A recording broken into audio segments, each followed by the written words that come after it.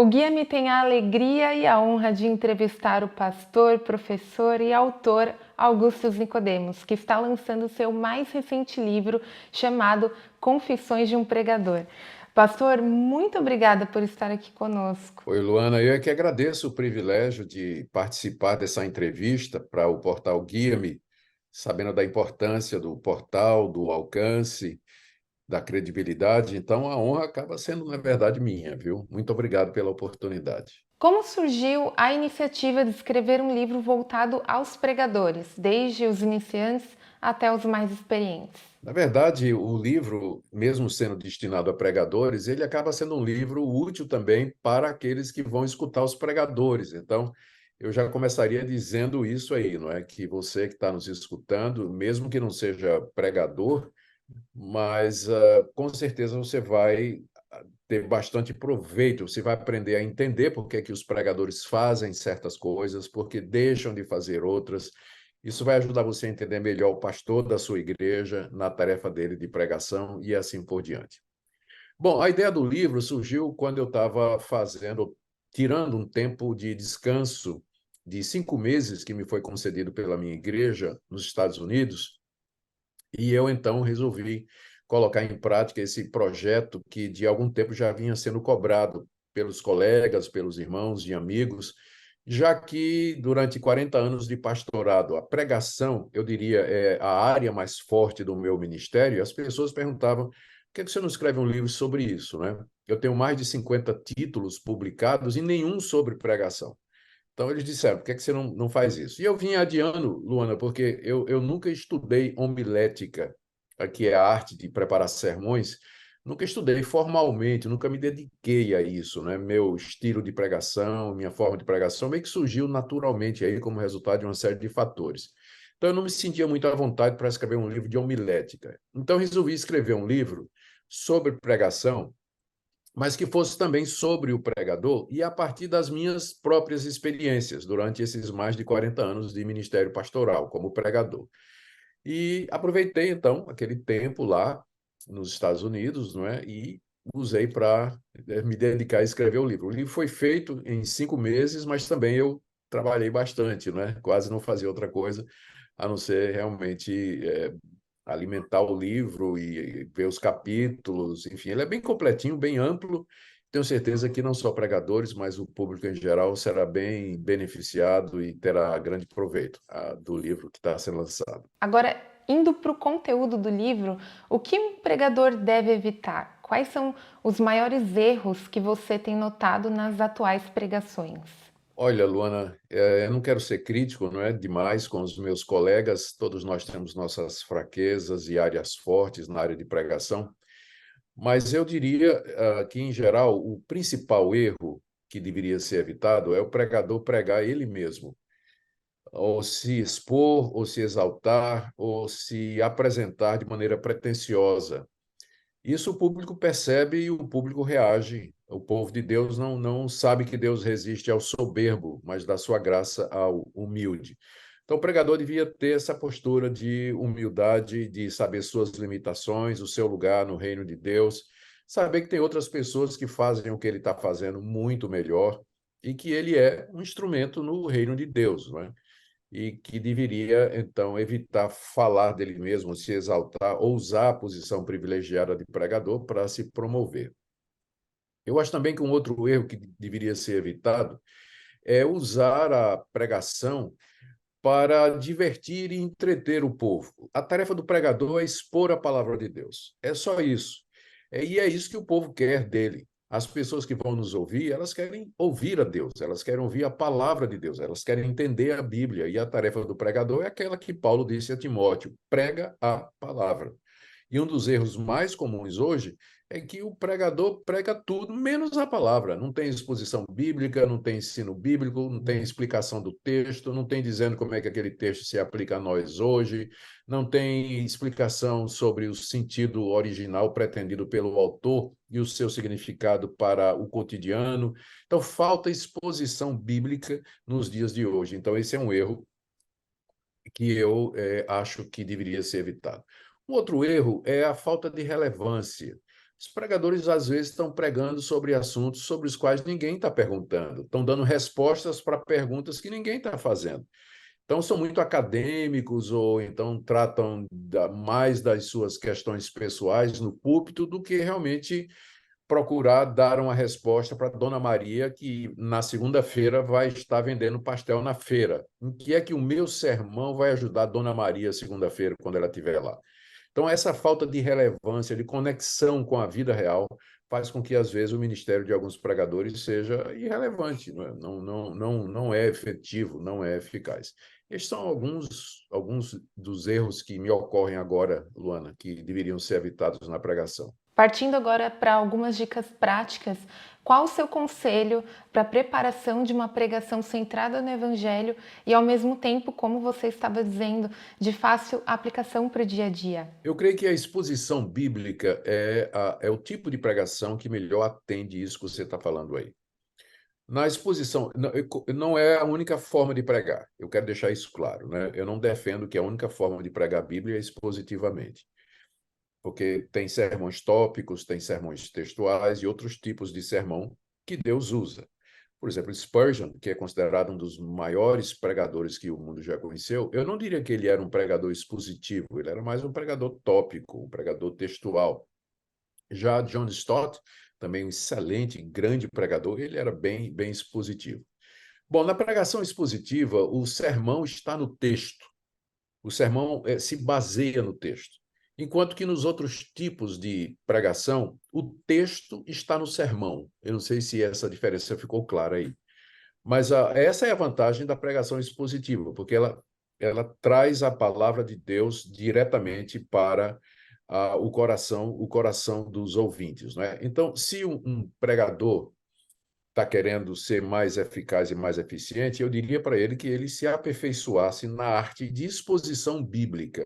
Não faltam instrumentos, não faltam exemplos, não faltam sermões expositivos aí que estão disponíveis através da internet e de outros meios, livros, né, para que a pessoa entenda, para que o pregador veja o que é expor o texto e fazer isso. Ele deve sempre cuidar de entender o texto cuidadosamente, né? A gente ouve, às vezes, cada abobrinha aí de pregadores, né, que não estudaram, simplesmente porque não estudaram. Não é que são mal intencionados, entende, Luana? É que eles não estudaram, não se debruçaram sobre o texto, não gastaram tempo ali. Eu sei que o Espírito Santo nos abençoa na hora de pregar, mas o Espírito Santo também nos abençoa na hora da preparação. E aquilo que a gente quer que o Espírito Santo revele durante a pregação, ele pode fazer durante o período de preparo, não é? Então, isso de que eu vou esperar que o Espírito Santo me dê na hora de pregar, eu não sei se funciona muito bem assim, não, né? O Espírito Santo não ajuda preguiçoso. Eu acho que o pastor, o pregador, devia gastar bastante tempo se preparando, estudando para que ele seja relevante, né? Traga realmente aquilo que as pessoas precisam. Ele precisa gastar tempo em oração também. Eu não quero dar a impressão de que tudo que o pregador tem que fazer é preparar bem um sermão. Você pode ter um sermão muito bem preparado, mas se não tiver sido feito com oração no poder do Espírito Santo, ele vai ser mais um tratado teológico, vai ser uma defesa de uma tese ou um artigo doutrinário, mas não pregação. Pregação envolve todo o ser do pregador, conhecimento bíblico, desejo de expor a palavra de Deus, compromisso de fé e, especialmente, é regado à oração. É isso que eu diria para aquele que quer começar a... São conselhos para aqueles que querem se tornar expositores bíblicos. Em seus 40 anos de ministério pastoral, como você aprendeu a abordar pautas difíceis dentro da igreja, seja ministrando pessoas ou a partir do púlpito, assuntos como sexualidade, divórcio, política, entre outros? Bom, em primeiro lugar, eu procuro me manter atualizado sobre o que está acontecendo. As redes sociais nos ajudam bastante hoje em dia a nos manter bem atualizados, né? Precisamos sempre ter cuidado com as chamadas fake news, né? A gente sempre tem que procurar saber se a origem de informações, mas o que eu quero dizer é que o pregador ele tem que estar bem informado sobre o que é que está acontecendo, por uma questão de relevância, porque às vezes o povo está passando por, ou a sua audiência, a sua igreja está passando, ou está sofrendo, ou sendo influenciada por uma série de acontecimentos dos quais ele não tem a menor noção, né? E ele perde o timing, a oportunidade de ajudar o seu povo a enfrentar uma crise, ou enfrentar as crises, né, que o mundo moderno está trazendo, exatamente porque ele está desinformado. Então, eu procuro me manter informado e geralmente eu faço isso através das redes sociais. Tem os canais que eu gosto, as fontes de informação que eu costumo consultar para poder ter uma ideia do que é que está acontecendo no mundo e o mais próximo de nós aqui. Segundo, é importante a gente também estar preparado para dar respostas bíblicas. Aqui não estou desfazendo, por exemplo, a ajuda que disciplinas auxiliares como psicologia, antropologia, ciências da religião, sociologia, que elas podem trazer para o trabalho do pregador, em entender o mundo, entender a escritura, entender as pessoas e pregar. Essas disciplinas podem ajudar. O problema é quando elas se tornam a principal ferramenta do pregador. O pregador, por exemplo, que ele, na verdade, está fazendo psicologia do púlpito, que está oferecendo ajuda, mas que seria a mesma coisa se a pessoa tivesse num gabinete de um psicólogo. Eu creio que a maioria dos problemas das pessoas tem origem na nossa natureza corrompida. O pecado afetou todas as áreas da sociedade, da vida, da personalidade das pessoas, de forma que distúrbios, crises, angústias, medos, carências têm origem principalmente na natureza pecaminosa das pessoas. A queda dos nossos primeiros pais trouxe isso sobre nós. Nós fazemos parte de uma raça que está torcida, distorcida, manchada, carimbada pelo pecado. Então, é impossível que o pregador faça o seu trabalho, tanto como de pregação, como no gabinete pastoral, como o pastor, sem levar isso em consideração. E ele tem que saber que, para ajudar as pessoas, tem que levar as pessoas a entender onde é que elas estão pecando, a reconhecer o seu pecado, levá-las ao arrependimento e à reconciliação, ao perdão, à restauração da comunhão com Deus e com as outras pessoas.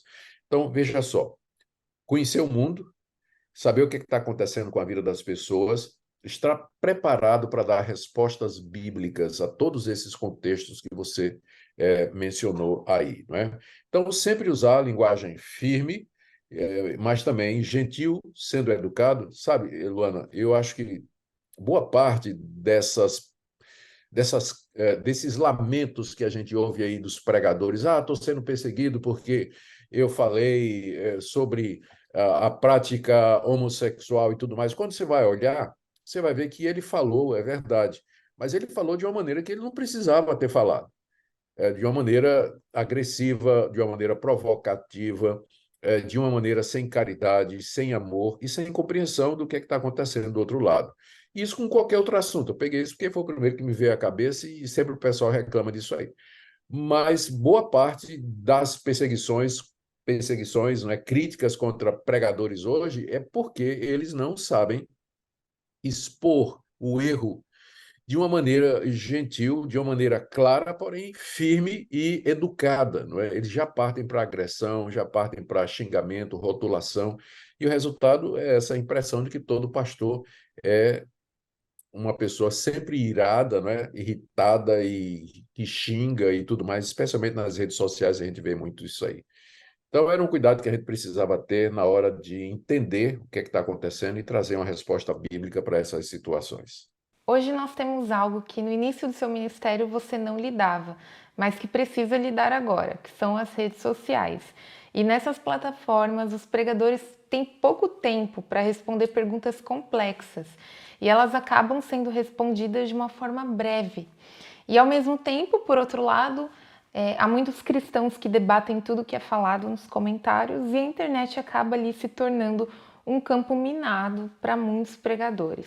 Como você lida com isso e qual é o seu conselho para pregadores nas redes sociais? Primeiro, engajar-se, né? Engajar-se. Hoje em dia não tem como você desenvolver o seu ministério sem engajamento nas redes sociais. Segundo, conhecendo e respeitando os limites, alvos de cada rede. Por exemplo, o Twitter tem um público, tem um determinado público. Geralmente o Twitter é o mais crítico, é onde você vai encontrar mais pessoas dispostas para o confronto, né? A pessoa do lado oposto. Então, você tem isso aí. No Face, o Facebook é talvez a ferramenta mais antiga em funcionamento, né? Você tem o povo em geral. Você vai ter críticas lá, mas você vai alcançar as massas, geralmente. O Instagram é mais jovem, né? O TikTok nem se fala.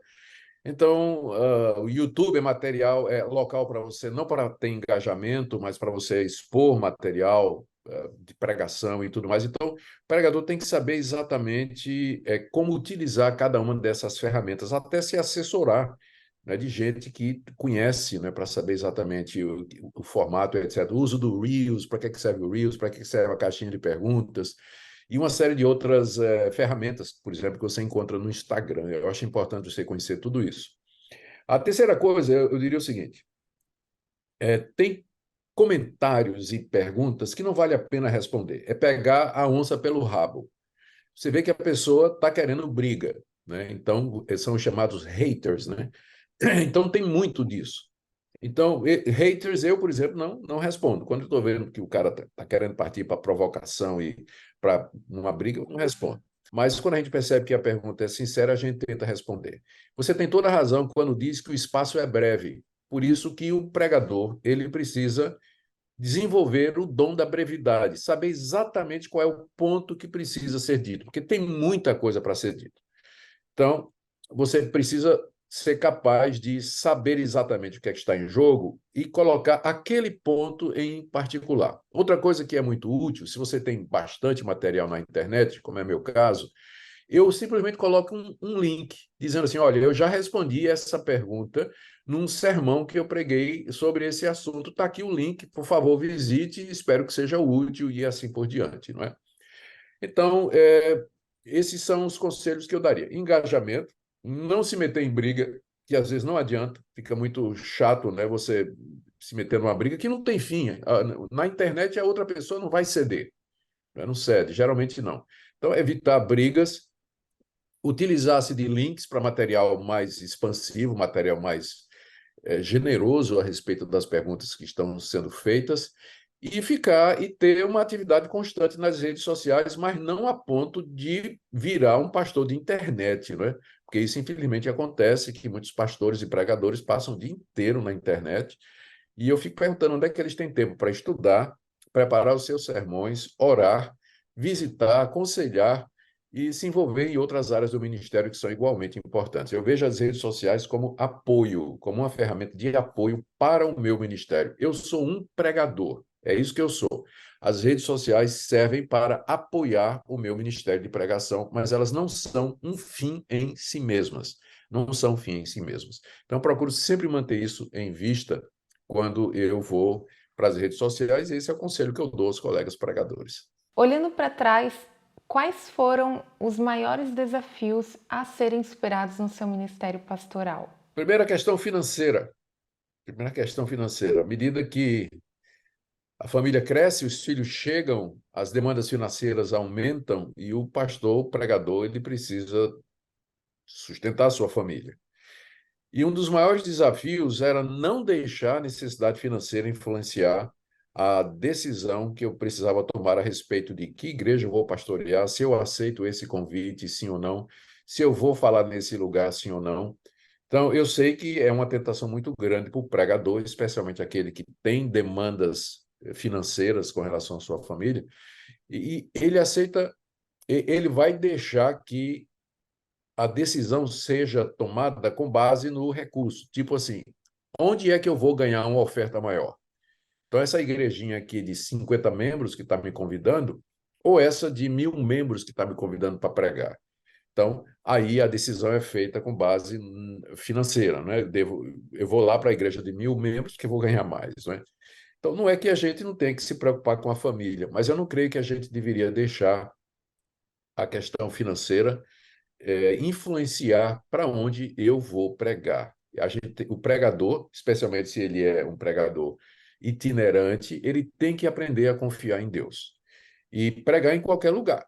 Eu tenho tido a oportunidade de pregar igrejinhas de 30, 40 lugares, eu gosto, é muito bom, o pessoal convidativo, e geralmente né, sou eu que abençoo a igreja, né? Não estou contando isso para para me gloriar, mas quando o pessoal vai me dar alguma oferta, eu disse, não, não precisa não, eu quero o Pix de vocês, que eu vi que vocês estão aqui em construção, vocês têm que fazer um reparo aqui no teto, alguma coisa, e eu acabo contribuindo. Eu acho isso muito, é uma oportunidade, né, que Deus nos dá, não é?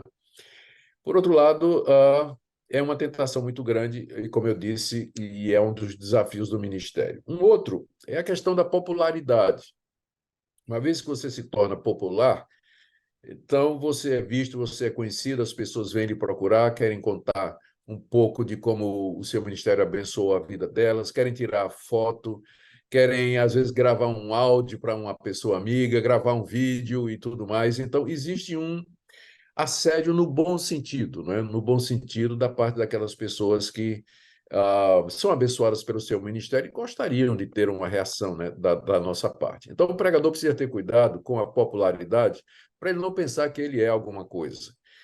Se ele é popular, se ele tem alcançado muita gente, é só pela graça. Um dos versículos que meu sogro me deu, e meu sogro pastor me deu, que abençoou meu ministério, está lá na segunda carta de Paulo, quando ele pergunta assim: o que é que você tem que você não recebeu?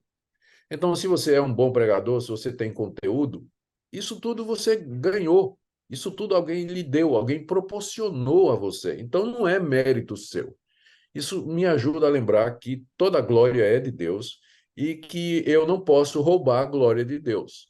Se eu começar a roubar a glória de Deus, vai acontecer comigo o que aconteceu, ou tem acontecido com frequência, quando Deus derruba pregadores por conta da arrogância e do orgulho. E é uma das coisas que eu peço que Deus me livre, né? Porque o coração da gente, com facilidade, pensa que é alguma coisa. Então, a popularidade é um grande desafio. Agora, um terceiro perigo, né? Já falei do dinheiro, falei da popularidade, é a questão do descanso, por incrível que pareça. Olha, eu tenho que pedir perdão a Deus, eu venho sempre, né, pedindo a Deus que Ele me perdoe, mas a quebra do mandamento que diz que a gente tem que trabalhar 6 dias e descansar um dia. Pregador precisa descansar, pastor precisa descansar. O que acontece? Ele trabalha 7 dias durante a semana, 3 expedientes, e depois ele está com burnout, está com estresse, está cansado, ele fica irritado, ele fica doente e ele acaba perdendo o seu ministério de alguma forma. Pastores precisam descansar regularmente, e essa é uma das grandes lutas do meu ministério, sempre foi, porque eu sou muito ativo, né? Eu estou sempre envolvido com alguma coisa relacionada ao ministério. Então, parar para descansar é difícil para mim. Agora, graças a Deus, né, eu já tenho uma rotina desenvolvida, onde eu tiro um dia da semana para ir para um determinado lugar, junto com minha esposa, e descansar e realmente tirar um dia de descanso, né? E isso já vejo a diferença, né? Já faz toda a diferença no meu ministério, especialmente agora que os anos estão passando, né? E a gente vai precisando mais descansar do que precisava antes. Mas descanso é um dos grandes desafios para o pregador. E aproveitando isso que você acabou de falar para nós, qual conselho você deixa para pastores e pregadores que se sentem esgotados? Guardar o mandamento que diz: trabalha 6 dias e descansa um, tirar férias regulares, descentralizar, passa para outras pessoas aquilo que outras pessoas podem fazer e faz somente aquilo que só você poderia fazer. Ter alguém com quem conversar. A minha confidente é a minha esposa. É com ela que eu abro meu coração, digo as minhas tristezas, meus desafios, as minhas angústias. Então, eu recomendo isso para o pregador, ter alguém com quem conversar, alguém de confiança e abrir o coração, não é? Aprender a dizer não. Luana, isso é tão difícil. Aprender a dizer não, porque diariamente chegam convites, chegam desafios, chegam pedidos, e você tem que aprender a dizer não, não, não posso, não posso, não tenho condições, minha agenda já está cheia, eu preciso de descanso, né? Eu tenho muita dificuldade com isso, eu não sei dizer não. Então, o que é que eu fiz, né? Eu tenho uma equipe ao meu redor que recebe esses convites, as primeiras comunicações e já filtram lá. E só chega para mim mesmo aqueles convites que somente eu posso decidir, não é? Porque eu não sei dizer não. Se chegar em mim, eu vou dizer, eu vou pregar, né? Então, mas o pregador tem que aprender a dizer não. Ele não pode salvar o mundo todo, ele não pode evangelizar o mundo todo, ele não pode pregar em todas as igrejas, ele não pode atender todas as pessoas, ele é limitado e ele tem que reconhecer isso aí.